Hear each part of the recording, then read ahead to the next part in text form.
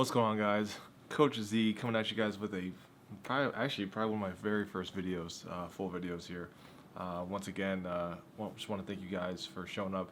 Um, One of the biggest talking points, at least within the last hour or at least few hours, I've kind of noticed just from waking up, is essentially just how much hate DC Greg Williams has been getting. He is, as of currently, the former defensive coordinator for the Jets. I kind of want to go over it a little bit and kind of go over, was it warranted, the situation that was currently in play. Kind of want to go over a little bit, just was it warranted, did it make sense from my point of view as a defensive coordinator. So as always, but first, before we get into it,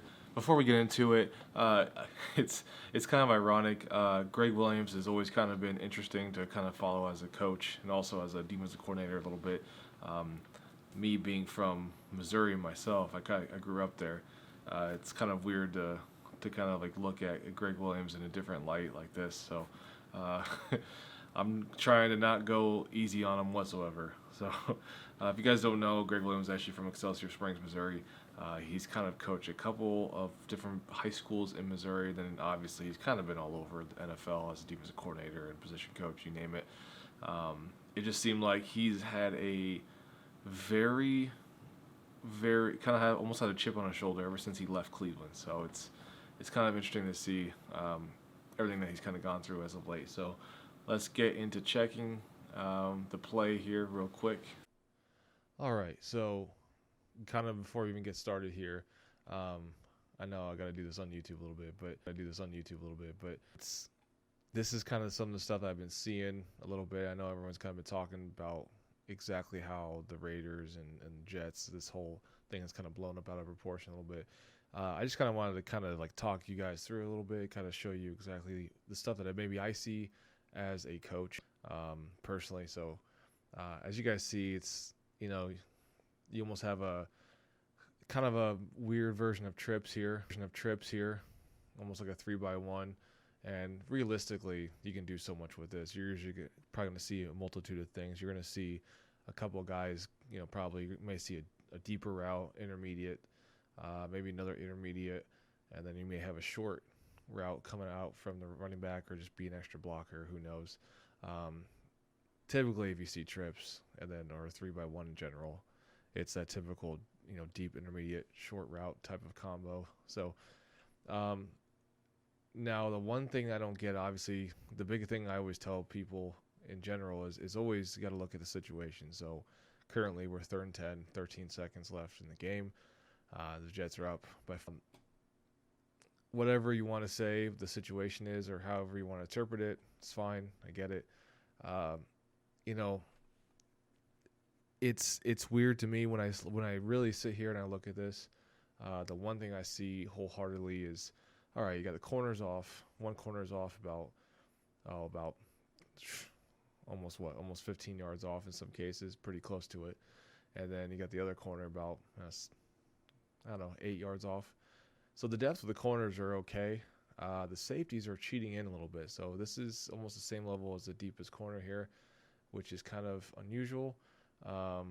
Usually you would see these guys further back, and then you'll kind of see, and this is kind of where I really like to look at a lot of teams, is going to be the interior. So look at it's looking like here more of a 33 type of look. So the two inside guys, and then you have the outside edge rushers to try to keep him in the pocket. And then obviously you got the spy, so in case he does flush out, this guy's going to be right here all day long. But then it's intriguing. So he's already here. He's kind of, this backer is going to be keeping an eye on the running back, and then this guy on number 2. At the end of the day, the one thing that's really interesting to me is, okay, they're just manning up, whatever you got to do, I get it.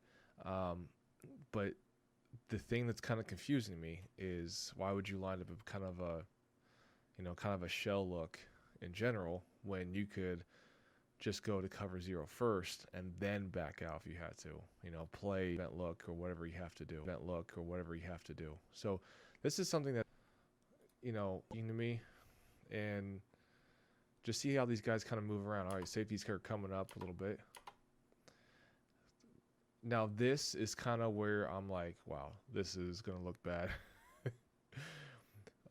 Safeties and corners are still going through their reads, no problem. But then you start seeing this safety start to creep up, which I assume is gonna be the strong safety of some sort. He's probably gonna start to creep up, and then you already have the rush. And if you guys know Greg Williams, he loves blitzing. He loves that rush. Try to contain everything in the pocket, squeeze everything, and kind of what we call suffocate the pocket. And then late release up top. Now this is one thing that no one really talks about, and if you see up top, you're going to see kind of a double move, because the fact of the matter is, you know, if you had to go back and look at this whole play, it's real simple. I mean, you're basically man up across the board, but you've got to look at the situation. I would have probably played this easy, 2 high safeties, and then kind of get, you know, depending on your coverage calls, whatever. The depth of the corners were fine, but you like to see them protect the alley more, a little bit deeper. So it would end up being like cover 4 type of look if you had to, and then you can do all your stuff up front if you had. But yeah, this was just a bad call. I don't know if Greg Williams has a two-way go, or kind of freedom to call or change the plays whenever you want to.